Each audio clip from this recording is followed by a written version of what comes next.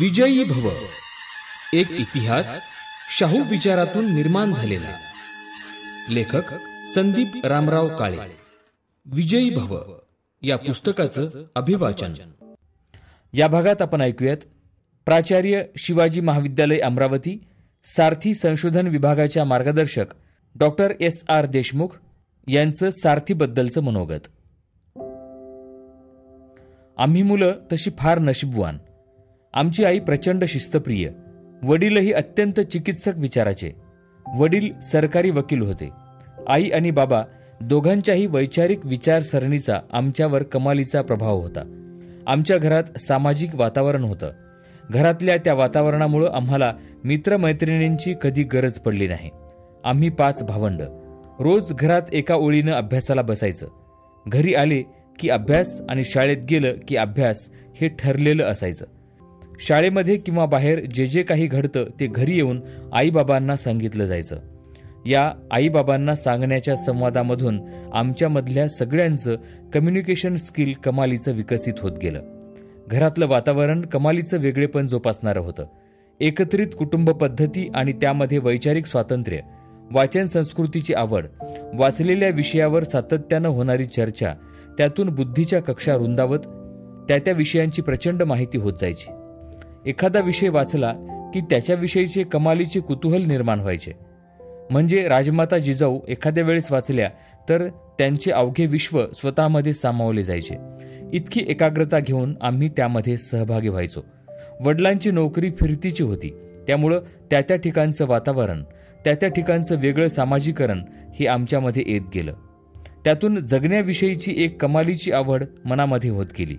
जिथं गेलं तिथं असणाऱ्या वेगवेगळ्या तिथल्या संस्कृती समजून घेणं, भाषा समजून घेणं, मित्रमैत्रिणी, विचार करण्याची क्षमता लक्षात घेणं, व्यक्त होण्याचं स्वातंत्र्य हे आईवडिलांच्या शिकवणीमुळे मिळालं. माझ्या वडिलांच्या बदल्या सातत्यानं होत गेल्या. लातूर जिल्ह्यातील औसापासून तुळजापूर, भूम, परांडा अशा वेगवेगळ्या ठिकाणी बदल्या होत राहिल्या. तिथल्या जिल्हा परिषद शाळेमध्ये माझं शालेय शिक्षण होत गेलं. त्यानंतर जालन्याच्या कॉलेजमध्ये 11वी-12वीसाठी प्रवेश झाला. मग पुढं शिक्षणाचे वेगवेगळे टप्पे, असा शैक्षणिक शिकण्याचा अनुभव मला मिळत गेला. सारथीनं अनेकांसाठी वेगवेगळे उपक्रम हाती घेतले. त्यामध्ये सगळ्यात महत्त्वाचा महिला हा विषय माझा प्रचंड आवडीचा. आपण महिलांसाठी सातत्यानं काहीतरी केलं पाहिजे. त्याचं कारण महिलांमध्ये कामांची प्रचंड जिद्द असते, काहीतरी करण्याची उर्मी असते. त्यांना योग्य वेळी योग्य दाद दिली तर त्यांच्याकडून चांगलं काम घडू शकतं. या भावनेतून आपण मोठं काम उभं करायचं हे मी कधीतरी ठरवलं होतं. सारथीच्या निमित्तानं मला तशी संधी मिळाली. माझ्या कामाला एक वेगळी दिशा मिळाली. सारथीनं महिलांसाठी तारादूत नावाचा उपक्रम सुरू केला. या उपक्रमाच्या माध्यमातून मराठा, कुणबी समाजाच्या अनेक महिलांना मुख्य प्रवाहात आणण्याचं काम मोठ्या प्रमाणावर झालं. त्याची मी साक्षीदार आहे. या महिला केवळ आर्थिकदृष्ट्या सक्षम होऊन पायावर उभ्या राहिल्या नाहीत, तर त्यांनी सांस्कृतिक आणि सामाजिक विकासाचा खूप मोठा पल्ला गाठला. महिला आर्थिकदृष्ट्या सक्षम झाली पाहिजे, स्किलच्या माध्यमातून तिनं जगाला गवसणी घालण्याचं स्वप्न पाहिलं पाहिजे, हा उद्देश घेऊन तारादूत नावाचा उपक्रम सुरू केला गेला होता. त्याला प्रचंड यश मिळालं. आजही ग्रामीण भागातून मला अनेक महिलांचे फोन येतात. मी अमुक मोठं काम करते, त्यामध्ये सारथीचा खूप मोठा वाटा आहे. तुम्ही शिकवलं नसतं तर मी आज चूल आणि मूलच्या पलीकडे काही करू शकले नसते.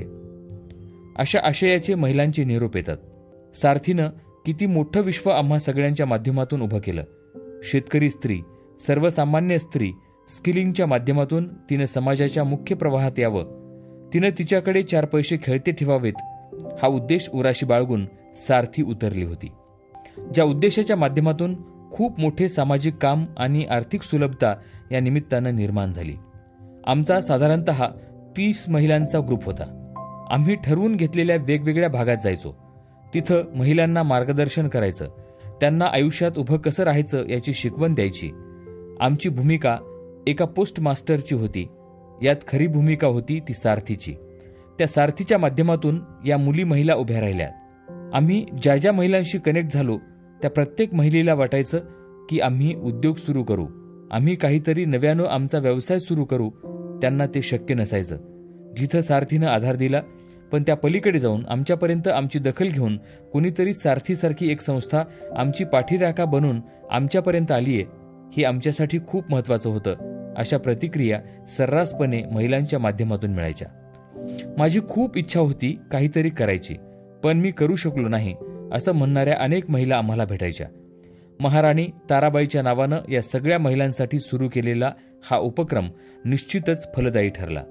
ज्या महिला काहीच नव्हत्या, ज्या महिला आमचा उद्धार करण्यासाठी कोणीतरी येईल याची वाट पाहत होत्या, अशा सगळ्या महिलांना सारथीच्या माध्यमातून स्वतःच्या पायावर उभं राहण्यासाठी, स्वावलंबी होण्यासाठी एक मोठा आधार निर्माण झाला.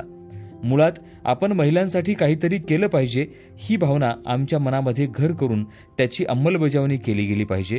माझ्या आईचे वडील समाजसेवक होते. ते सातत्यानं लोकांची मदत करण्यासाठी पुढे असायचे.